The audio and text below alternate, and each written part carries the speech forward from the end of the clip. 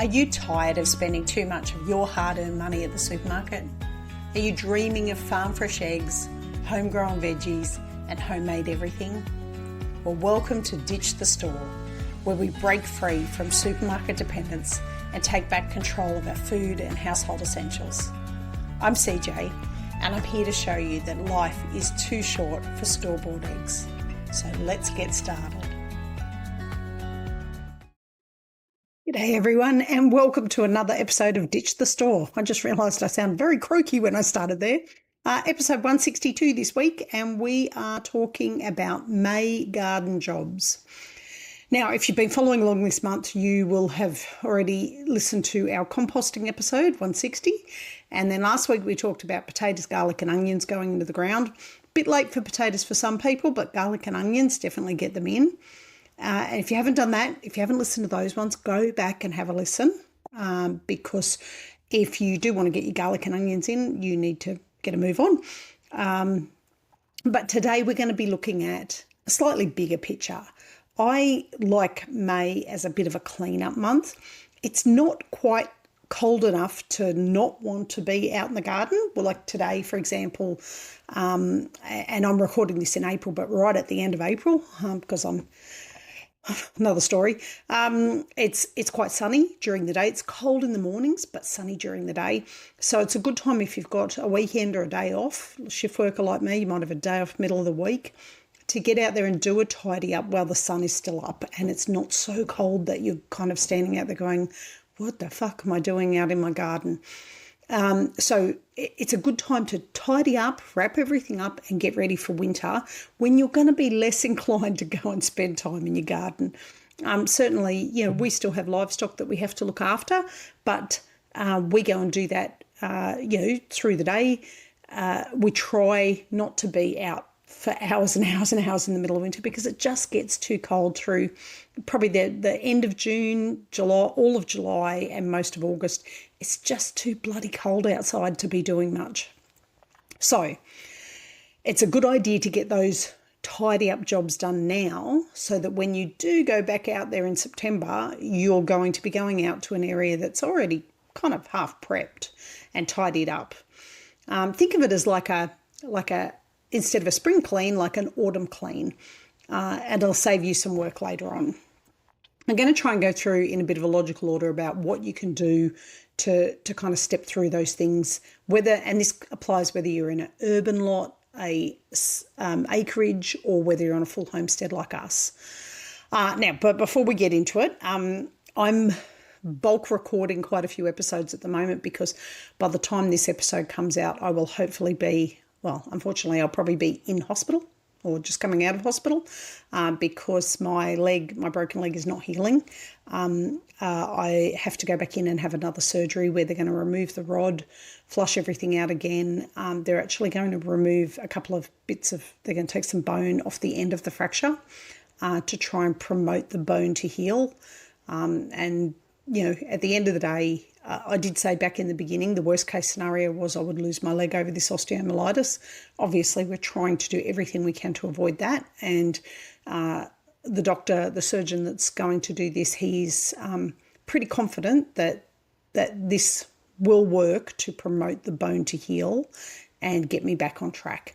It means I'll probably end up with a leg that's about 2 centimetres shorter than the other leg. But the idea of having to wear a riser in one shoe versus not having a leg, I think I'll take the riser in one shoe. I don't think that's a real hassle. He was worried that I would be worried about it aesthetically. And I said, I don't give a shit about the aesthetics of it. So long as my leg works and I can ride a horse and a motorbike and I can walk. Hopefully I can jog, if I have to move quickly to get from point A to point B, that would be nice to be able to do that. But I don't expect that my leg is ever going to be 100% again.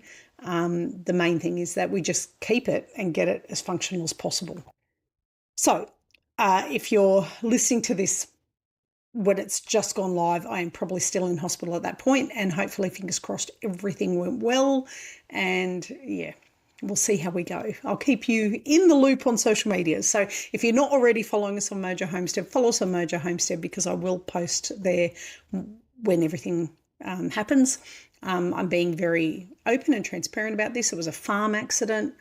These kinds of accidents happen, and it's something that I think people need to be more aware that when they happen, they can really go to shit. Like, there's no nice way of putting that. Sorry if there's kids in the car. It really went to crap. Anyway, enough about my leg. I feel like all I ever talk about some days is my leg. I'm in quite a bit of pain at the moment because one of the screws in the nail that's in there has moved and I can feel it. So literally every time I move my knee, I can feel the screw sticking out of the bone. Anyway, first part of this for our big cleanup for May is harvest what's left. Now, you may not have anything left in the garden, certainly because we had such a mozza of a year this year as far as everything just going to poo and pear-shaped. We don't have a lot out there. I do have raspberry canes that I need to deal with, and that's pretty much it. But if you have got things that are still in the ground, if you're in a warmer climate, you might still be getting things through. They might still be ripening, and that's great. But if you know that you're heading towards your first series of frosts, it's probably time to start making sure you've got everything harvested and in, because it will get damaged as soon as you get a frost. And certainly this morning we didn't have a frost, but it was probably about either 0 or 1 degree. So it was pretty close. It was very foggy, and I got up and kind of walked out when the handy helper left for work and went, oh no, I'm glad I'm staying inside. But better to bring it into the kitchen. So things like tomatoes, even if they're still green, they will ripen in on the windowsill. So bring them in, leave them on the kitchen bench. If they don't ripen, if they were too green when you brought them in, you can always compost them. But bring them in, and that way you can kind of continue on. Pumpkins and squash. The vines should have been dying back by now because it's getting colder. So make sure you get your pumpkins out and start curing them.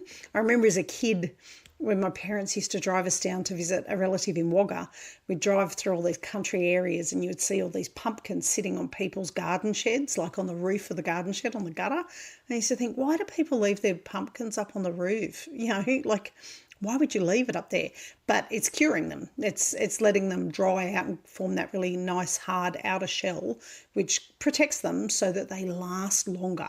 And it's great for storage. Once a pumpkin's been cured properly, it will store for months. If it's in a cool, dry place, in a kind of storage area, it will last for a long time.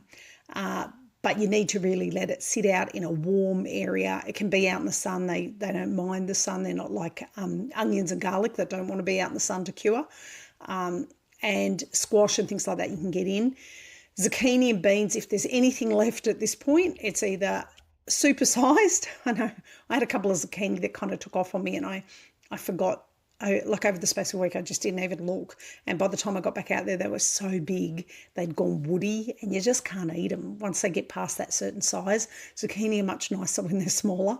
It's a balancing act between getting them just big enough to make them worthwhile picking and small enough so they still taste good. But if there's anything still left on the vine, if it's too big and it's woody, chooks will love it, or compost would be great too. Now, don't forget, you can keep seeds out of any of these things. Anything that's left over, keep seeds. And I haven't talked about seed saving yet. I think I've got an episode coming up about seed saving actually. And you can seed save out of any of these things that you're bringing in out of your garden, so that next year you don't have to buy seeds again. You can just grow straight from your own. Now, that only works if you've used a variety of seeds that hasn't been treated. Sometimes the seeds you buy at places like Bunnings and Tractor Supply will be treated with something so that you can't propagate from the seed that you get from that fruit or vegetable. So just be mindful of that. But I quite often, zucchinis, I'll scrape the seeds out of the middle and save them. Same with cucumbers, tomatoes. At the end of the day, it's only a couple of bucks, but it actually makes you feel pretty good that you've had that complete cycle on your own garden, where you haven't had to go and purchase seeds again. So bring them in, compost what doesn't go to the chooks if there's too much there, compost it. Otherwise, chookies, if you've got them, If you've got pigs, I never talk about pigs because we don't have pigs, but I grew up with pigs, and it was my responsibility to look after pigs.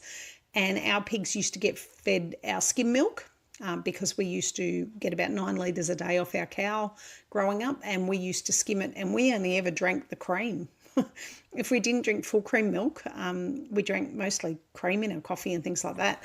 As far as my parents were concerned, skim milk was what you fed to the pigs. It's funny now that you pay top dollar for skim milk at the shops. But we used to feed the skim milk to the pigs mixed in with vegetables and barley and oats and things like that to fatten them up. If you had leftover veggies and you've got pigs, they're a great one to eat it as well. Goats in some cases will eat some of these things, but my goats I find are very fussy, and they would much rather have their lucerne hay than have a piece of zucchini. If I offer them a carrot or an apple, that's a different story. Hazel would probably trample her own children to get to a piece of carrot or apple if you held it out in front of her. Herbs, if you've still got herbs left, what I like to do is keep my herbs in a container because we get really bad frosts here and not all herbs like frosts. So keep them in a container, and when it's coming into this May period, now is the time to move the container either into a greenhouse or onto a veranda area where it's protected by frost because otherwise they'll die back with the frosts. Some herbs just won't grow in winter, and that's fine. And then there's other herbs that are going to thrive in winter, and that's the time to really kind of get them going. Here in Australia, coriander I find grows better in autumn and early spring. Summer it's too hot for it, and it bolts and goes straight to seed. So whatever you've got though, harvest it. Don't let it go to waste. It either goes into the compost, to the chooks, or try and preserve it. And we are talking about preserving herbs next week, so wait for that one. So you've cleaned everything out. It's either gone to the compost, it's gone to an animal, or you've preserved it or used it yourself in the kitchen. Once you've done all that, the next step is to set your garden beds back up again. So once you've harvested them, it's time to look at your soil. And it's honestly one of the most important things you can do at this point of the year if you are not replanting something. You want to prep these garden beds so that next spring they are good to go and they're in really good condition, because the healthier the soil, the better the plants will be that you grow in them. So pull out any spent plants, tomato bushes, bean plants, zucchini vines, pull them out. Don't leave them as ground cover in there. Now, the thing that you want to be looking for is any pests or disease that may be on them. Anything that has a disease on it, or you think has a disease on it, you're probably better off burning it rather than composting it, because if you compost it and then you're putting that back into the soil, the disease is just going to keep that cycle going. We don't have a lot of problems here with diseases, probably because we're at fairly closed circuit. It's not like lots of people are tromping through our gardens or anything like that, but it can happen. You can get certain diseases. Where pests are more of an issue for us, and unfortunately our biggest pests are rabbits. So they kind of do more damage than anything else. But if it's disease-free, compost it. If it's not disease-free, burn it, bin it, get rid of it. And then once you've cleaned the beds out, then it's time to add your compost. Now, hopefully you would have already had your compost going from last season. If you haven't, that's okay. You can just go and buy good quality compost from Bunnings or Tractor Supply and put that in. Now, it's a really good time while the beds are completely empty to work that compost through, because it's going to give it time for all the microorganisms to actually kick in and start doing what they're supposed to do in the soil. If you've already got a pole, that's fantastic because you're saving yourself some money. Whack that in there and then fork it through all of the soil that's in there so that it's nice and broken up and mixed in. Probably want 10 to 15 centimetres of broken up soil there so that you can mix your compost through. And if you don't have compost ready, like I said, go back to episode 160 because that's all about compost and you'll work it out. Now, once you've composted or you've put some topsoil down, this is a great time to put a covering layer of mulch across. Now, this year we're going to try Angora wool as a mulch layer. So I will post a photo once we get that done. handy helper will be doing that with me hobbling around with my leg. But you can put straw down. You can even put cardboard down over the top of the soil. Sugarcane mulch, any kind of shredded leaves that is disease and pest free, and put it down over the bed that you've just prepared that you're not planting in over winter. And what it's going to do is it's going to suppress all the weeds to start with. It's going to keep the moisture in the soil. It's going to cover the soil over winter so that the wind and the rain doesn't kind of wash it away. And it'll give it a real opportunity to get a real ecosystem of its own growing in that soil underneath. It also helps if you've got mulch covering your garden beds, then the temperature of the soil is going to stay a little bit higher, which is going to help the microorganisms that live in there. Because if it's rock hard frozen ground, it's hard for anything to live in it. Now, not every bed needs to be planted over winter, so do that for the ones that you're not planting out. But what I would say is if you are going to plant out garden beds, it's always a good idea to rotate. So if you had a particular garden bed you used last winter for your onions and garlic and things like that, give that bed a rest this year and use a different bed this year for those plants that you're putting in over winter, just so that the soil gets a chance to really rest for the whole of the winter season. When the soil recovers, the biology always rebuilds, and honestly, you will notice a real difference in spring because the plants will grow much better.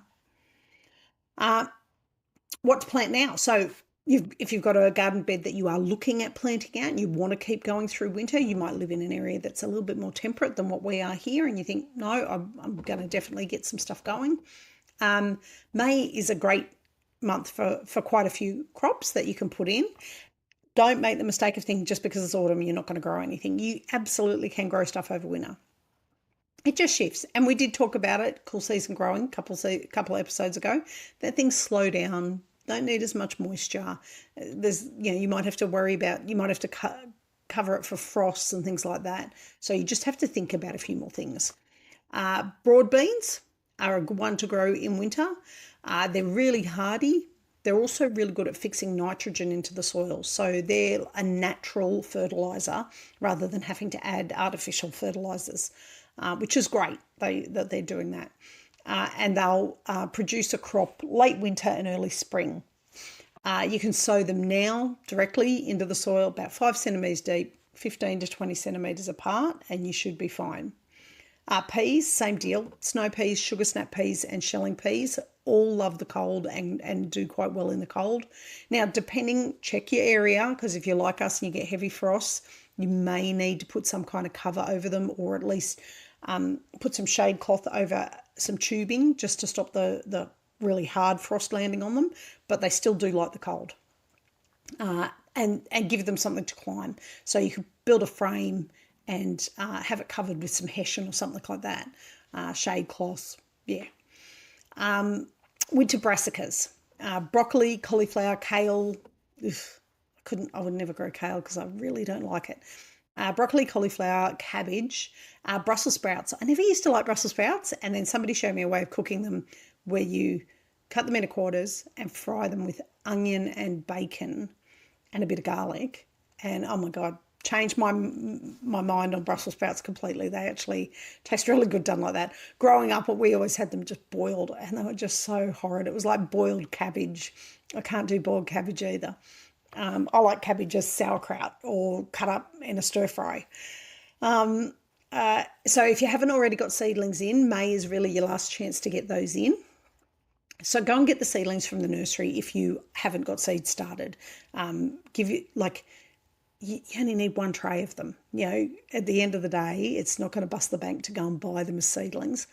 If you already had some seeds established, fantastic, you're ahead of the game. Get them in and get them in before it gets really cold, because it's harder for seedlings to take hold once it gets really frosty.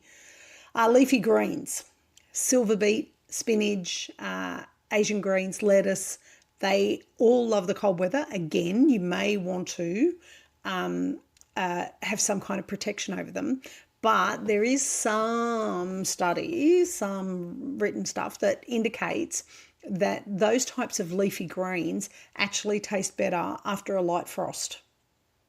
Go figure. I don't know. Maybe the plant just boosts the leaves or something because it's got colder and it tries to stimulate the leaf growth or something like that, and it supposedly makes them taste better. Well, maybe we'll try it this year and see. But they're also really good for filling gaps in between your garden beds. When it's a bit more frosty, you probably want as little bare soil as possible. So growing those between other things can help keep that temperature at a more even rate in your soil, which is good for the root systems. What else? Garlic and onions. We discussed that last week. If you did not listen to episode 161, go back to last week's and listen to episode 161, and it will all be there for you. And root vegetables.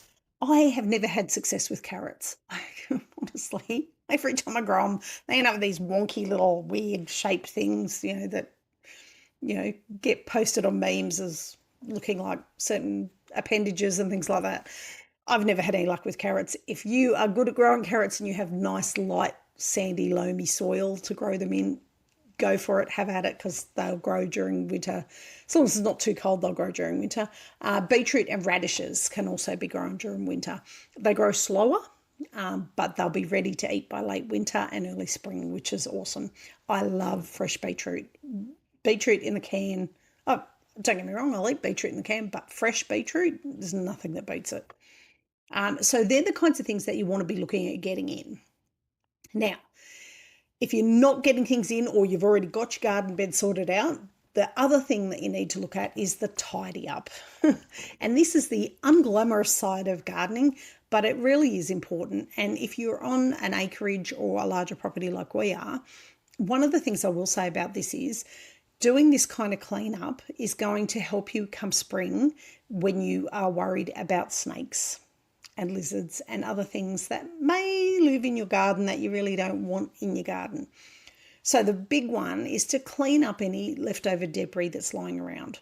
So dead leaves, spent plant matter, can't say that, old mulch that may not be at its best, get rid of it. Because that's what attracts pests and fungal diseases. But also cleaning up bits of timber that you've got lying around, rakes you've got lying around. We have a beehive in our veggie garden, so sometimes there's bee equipment sitting out there that needs to be put away. Making sure that the edges are done around the garden beds so that the grass isn't getting too long. Mulching between the garden beds so that you can walk without walking through long grass.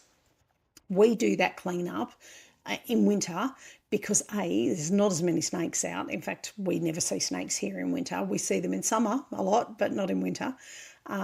But it's also the grass dies off a bit and it makes it a bit easier to do that cleanup. Weeding. Weed now, not later. While it's cold, the weeds are less likely to grow. They still do grow in winter. There's weeds that just love the cold anyway, especially here in Australia. But they will start to go to seed. So get rid of them now if you can so that they're not populating again for next spring, which is what they'll do. Spending an hour hopefully when the sun is still out, not on a wet, yucky day, but you might have had rain the week before.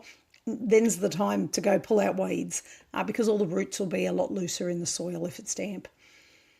Cleaning up your tools. It's a really good time to clean up tools, sharpen anything that needs sharpening. I was listening to a podcast the other day and didn't even realise some guy was talking about disinfecting his tools. Pruners and things like that, I would disinfect, but he was talking about disinfecting all of his tools once a year, just giving them a really good clean, sanding back any rust off any metal and giving it a good wipe down. Kind of makes sense because if you've got diseases of any kind in your garden, you don't want to be transferring it continuously back into your garden just because it's on your tools. So it did make a lot of sense. Sharpen anything that needs sharpening. You might have a pair of secateurs that you use for cutting fruit trees and other tree branches, and they need to sharpen. Now's a good time to sharpen them because you'll be pruning trees come, end of winter usually. So it's a good time to get that done.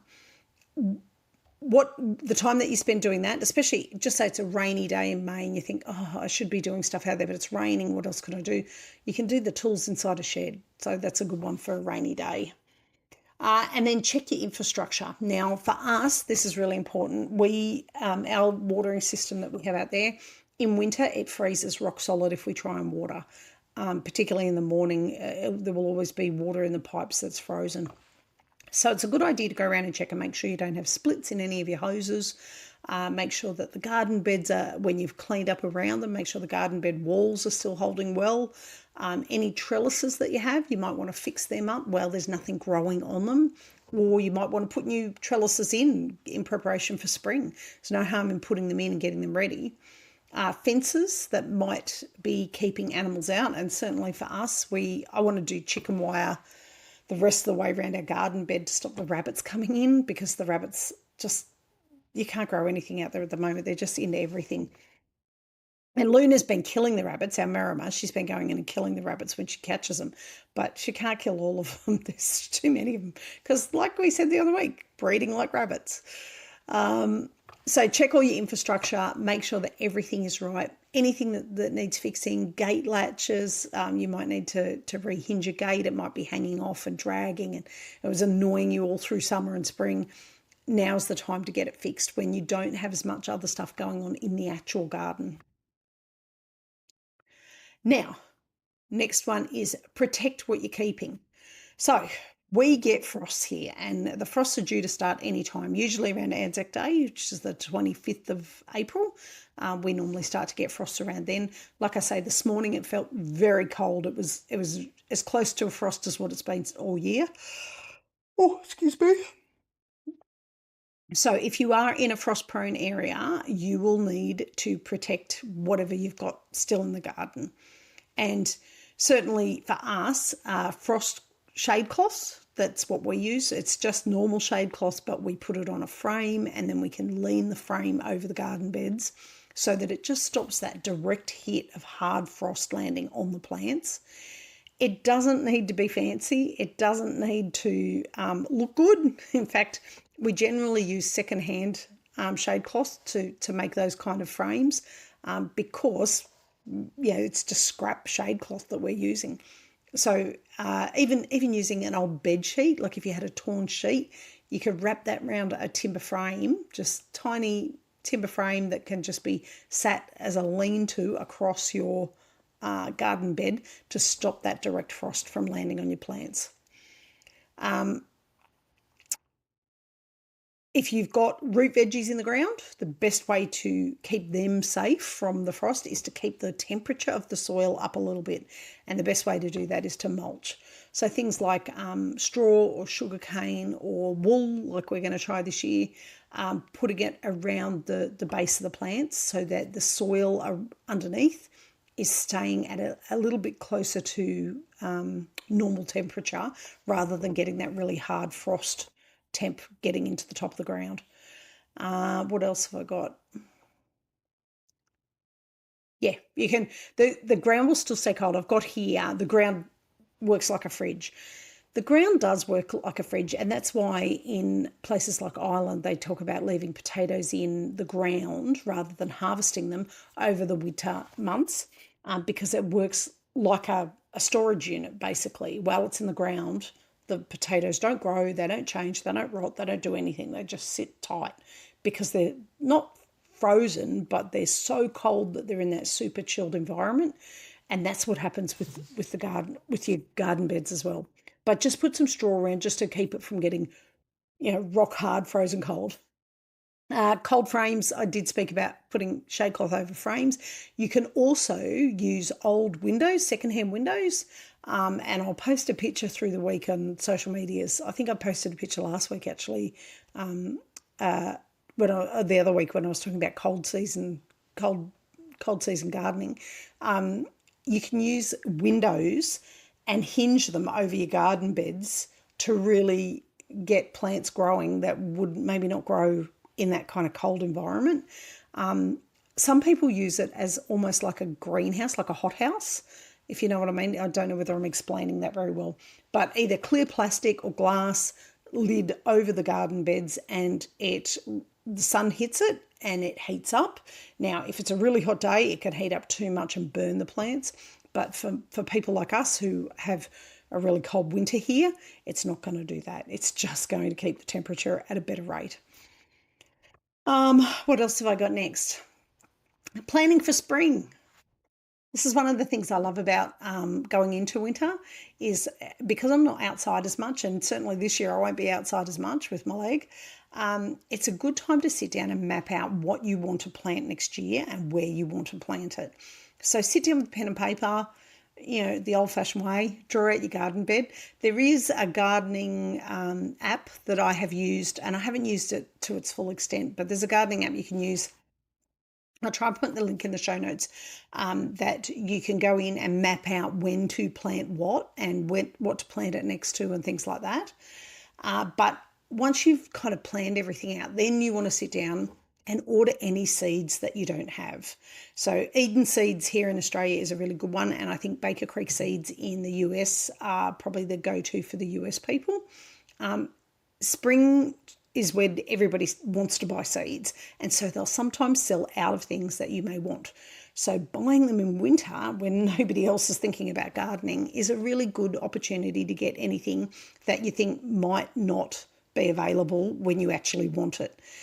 Seeds aren't going anywhere. They're going to keep, just get a little box, glass jar, something like that to keep them all in, so long as they're kept dry and in like an ambient temperature, the seeds will last. But write down a list of what you want to grow and then try and get the seeds now.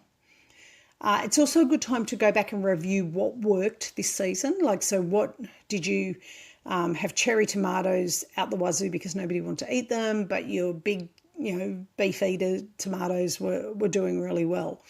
Well, grow more beef eaters then. For us, it would be the other way around. The kids love cherry tomatoes. They will eat them over any other kind of tomato.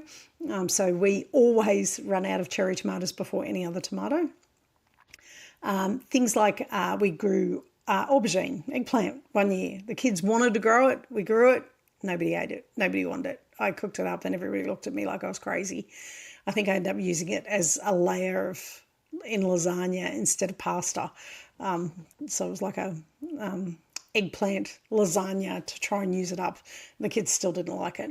Zucchini, I put zucchini in lots of things as a filler, and the kids don't even know about it. So, but go through, work out what worked, what didn't work, and whatever didn't work, like, my great disaster of capsicum, don't grow it next year. Don't waste your time. Only grow the things that you know your family are going to enjoy and they're going to eat. Write it down though. Write it down because you will forget by spring. And I'll try and put the link into that app because the app, like I say, I haven't used it to its full potential, but it looks pretty good. Plan your bed rotations. So I did talk about, changing the beds around so that you're not growing the same plant in the same bed all the time. It's not good for the soil. It's good to move them around. And some plants, you want to grow some plants after they've had a different plant in that garden bed before it. And there's others that you want to avoid. So through winter is a really good time, and I should do an episode on that actually. It's a really good time to sit down and do that. So roughly speaking, you would say rotate between your root crops, your leafy crops, fruited crops, and legumes, so that they're not, just keep swapping around so that they're not in the same garden bed for another 3-4 years. So I've got a note here, don't put tomatoes in the same spot 2 years running. It's true. Anyway, nice short episode this week. That's everything I wanted to cover. I like to think of May as the autumn spring clean instead of the spring clean. No, it's nothing dramatic. It's just that it's a tidy up, and it's like a bit of a decluttering of your garden, which, anybody that talks about manifesting or anything like that would know that if you declutter and get rid of things, it opens the path up for other things to come into what you need. So if you clean up your garden, chances are you'll get more in your garden. I'm going to go with that. I don't know how much truth's in that, but I'll go with it. So do all the jobs, get the soil prep done, get the winter crops in, tidy up, and then give yourself permission to have a little break over winter where you only have to go out in the veggie garden maybe once a week and have a check. If you want some reminders about what's going to happen over winter. Don't forget to jump on to www.mojohomestead.net and sign up for our newsletter, because I will put things in the newsletter saying what we're doing, practical tips on what we're doing over winter. But otherwise, have a look at that gardening app. Like I say, I'll put it in the show notes. And next week is episode 163, and we're talking about herbs, preserving herbs, so freezing, drying, mixing with salts and things like that, to use them up rather than let them go to waste over winter. Anyway, that is it for me. I will talk to you all next week. Bye for now. Well, that's it for today's episode of Ditch the Store. If you're loving the journey to self-sufficiency, be sure to subscribe. You can also leave a review for us or share this episode with a friend who's ready to break up with their supermarket. If you've got questions or success stories, we'd love to hear about them on the socials. You can also find me at www.mojohomestead.net. Until next time, keep raising, growing and making. And remember, life's too short for store-bought eggs.